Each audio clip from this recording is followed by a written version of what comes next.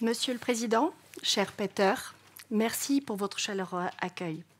Chers invités, chers confrères, chers membres du CNUE et du groupe de travail Succession, chers tous, ici présents ou à distance, on ne voit pas encore le nombre de connectés, je suis heureuse de partager aujourd'hui avec vous le fruit du travail effectué dans le cadre du projet MAP. Comme vous le savez, l'Union européenne a adopté un règlement sur les successions internationales, le règlement 650-2012, en date du 4 juillet 2012. Ce règlement est entré en application le 17 août 2015 et il s'applique dans toute l'Union européenne, sauf le Danemark et l'Irlande. Ce règlement s'applique aux successions des personnes qui décèdent le 17 août 2015 ou après le 17 août 2015 et successions qui contiennent un élément d'extranéité.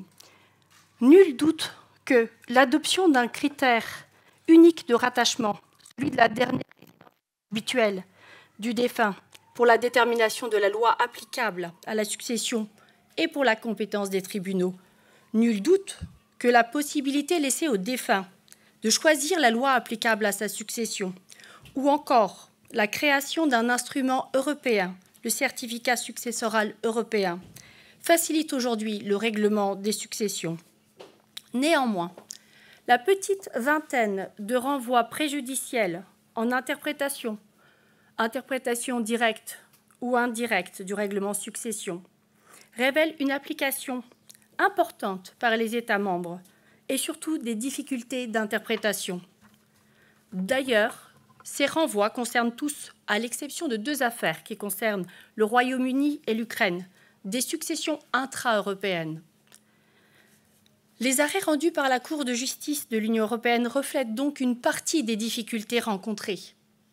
Le projet MAP, qui nous occupe depuis plus de 2 ans, qui consiste justement à suivre et évaluer le règlement succession, met également en évidence des difficultés rencontrées par les acteurs, les notaires. Cette étude répond au besoin exprimé par le Conseil de l'Union européenne d'être informé sur la manière dont les États membres appliquent notamment ce règlement. L'article 82 du règlement prévoit que la Commission européenne doit soumettre un rapport sur l'application du règlement avant le 18 août 2025 et les difficultés pratiques rencontrées. Ce rapport qui sera accompagné, le cas échéant, de propositions d'amendements. Compte tenu du fait que les successions sont majoritairement traitées par des notaires en Europe, leur retour d'expérience était essentiel. L'expérience des notaires, quant à l'utilisation de cet instrument, ne se limite pas au règlement de la succession, mais également à la préparation du règlement, à l'anticipation. Par exemple, l'adoption d'un testament dans lequel on protégerait un conjoint, dans lequel on pourrait anticiper un partage futur des biens. Ainsi, c'est tout naturellement que le projet a été confié au Conseil des notariats de l'Union européenne. Les partenaires. Ce projet a été mené en partenariat avec 4 chambres nationales de notaires, la Benotka, la Lietuvos Notarių rūmai, la Council Notarilita Malta et la MOOC, ainsi que l'ARERT, association en charge de l'interconnexion des registres de testaments et des certificats successeurs européens, avec pour principal objectif de révéler la pratique du règlement succession par les notaires des 22 États membres de droit civil au cours des 7 dernières années, les difficultés d'application et les solutions pouvant être apportées, ainsi que des pistes d'amélioration en formulant des recommandations. Les objectifs. Les objectifs plus spécifiques sont au nombre de 5 et vous pouvez les constater à l'écran.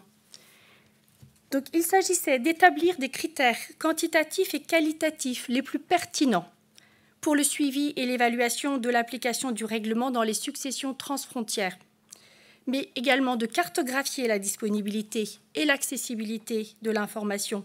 Ainsi, mettre en place une méthodologie de collecte des données à multivitesse en tenant compte des réalités nationales. Puis, la phase de collecte des informations afin d'établir des analyses pertinentes.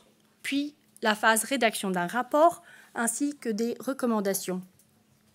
La dernière phase celle que nous vivons, la sensibilisation des institutions de l'Union européenne et les praticiens aux conclusions, aux problèmes, aux solutions et aux propositions potentielles. Nos résultats, les résultats escomptés. Qu'attend-on de notre projet MAP? Tout d'abord, apporter à la Commission européenne une contribution décisive à l'évaluation provenant des principaux acteurs de l'application de ces instruments législatifs, mais aussi créer une méthodologie qui pourra être réutilisée pour l'évaluation d'autres instruments similaires de l'Union européenne. Puis, évidemment, sensibiliser davantage à l'identification de solutions, à la proposition d'amélioration dans le cadre de la révision de l'instrument règlement succession à l'initiative de l'Union européenne pour aboutir à une meilleure application, une application plus cohérente, plus correcte du droit de l'Union européenne. Pour cela, nous avons donc nos structures de travail. Nous avons créé 2 comités. Le comité de pilotage qui regroupe le bureau du CNUE, 14 notariats d'États membres, l'ARERT, ainsi que notre comité scientifique. Nous avons nos 2 académiques parmi nous, mais nous avions également avec nous le professeur Brigitta Lurker, donc Patrick Vautelet et Pierre Calais ici présents. La méthodologie que nous avons adoptée, la première étape du projet MAP a été de choisir des critères d'évaluation et de suivi. Pour ce choix, les critères que nous avons retenus regroupaient les 6 thèmes abordés par le règlement, à savoir tout d'abord les questions générales, le champ d'application et les concepts généraux, les règles de compétence, le droit applicable, les actes authentiques et le certificat successoral européen. Pour chacun de ces 6 thèmes, des critères qualitatifs et quantitatifs ont été identifiés en tenant compte des difficultés partagées par les membres du groupe de travail succession, mais également par les difficultés que nous pouvions découvrir à travers la littérature scientifique, et pour terminer, par l'expérience acquise dans d'autres projets. La deuxième étape a consisté à déterminer les moyens les plus adéquats pour collecter des données sur l'application du règlement en tenant compte des éléments suivants. Donc, les éléments dont on a tenu compte, le très grand nombre de répondants potentiels, nous en avons discuté tout à l'heure, le président Peter a cité le nombre de notaires dans l'Union européenne. Deuxièmement, la diversité des expériences des États membres, le souci de collecter des données et des informations sur les différents aspects du règlement sur les successions, et également la diversité des sources d'informations disponibles dans les États membres. Donc, la réponse a été trouvée dans 3 questionnaires. Le questionnaire numéro 1 à l'attention de l'ensemble des notaires, donc des 22 États membres. C'était une enquête en ligne avec un questionnaire anonyme. Les questions abordées, vous les voyez à l'écran.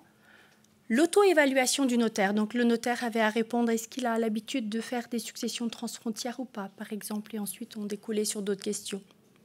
La formation, la pratique du notaire. 3e sujet, la compétence, et je vous renvoie aux articles du règlement, le droit applicable, les actes authentiques et le certificat successoral européen. L'objectif de ce questionnaire, avoir l'information par le plus grand nombre des notaires sur la fréquence des successions transfrontières, sur l'utilisation également des outils mis à disposition des notaires, donc des outils créés par le CNUE, sur l'utilité des formations en relation avec le règlement européen, mais aussi de faciliter le retour par ces notaires avec des questions, avec des variables, avec des valeurs nominales, pour que les notaires puissent répondre assez simplement et rapidement. Le 2e questionnaire. C'était un questionnaire avec, à diffusion restreinte. Chaque État membre devait désigner entre 2 et 4 experts par pays. Ce questionnaire a été adressé par chaque chambre aux spécialistes, aux experts reconnus par l'État lui-même. Et vous voyez les questions. Il y avait une dizaine de questions. Les questions donc avec des réponses ouvertes.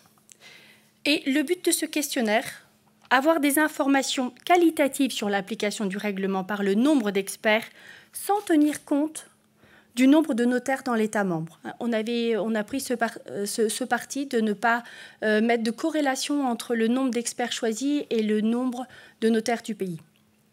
Et puis avoir un retour sur l'expérience réelle des notaires. Donc les questions avec des réponses ouvertes ont été sur les thèmes suivants: l'apport du règlement dans la pratique du notaire, les attentes auxquelles il ne répond pas. Les analyses seront faites par Patrick Wathelet tout à l'heure. Le droit applicable, les actes authentiques et le certificat successoral européen. Le dernier questionnaire à destination des acteurs institutionnels. Donc, la cible était les 22 chambres nationales de notaires. Ce questionnaire était autour du conseil et de l'assistance qu'elles fournissent afin de faciliter le travail des notaires dans le traitement des successions transfrontières. Les 5 thèmes retenus pour ce questionnaire: la formation des notaires, le testament, les pactes successoraux, la loi applicable, les actes authentiques, le certificat successoral européen.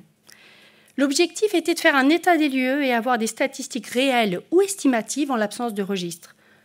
Ces 3 questionnaires ont été lancés simultanément. Nous avons également complété ces données par celles qui nous a été fournies par l'ARERT, dont je salue le président Octavian Rogojanou, ici présent, qui interviendra avec nous pour le second panel. Alors, les données fournies par l'ARERT ont été sur le nombre de demandes de consultation des registres des CSE ou encore des registres testamentaires. Tous ces résultats et ces données ont fait l'objet d'un travail d'analyse remarquable par nos académiques, et je vais laisser la parole au professeur Wathelet pour vous en rendre compte. Merci.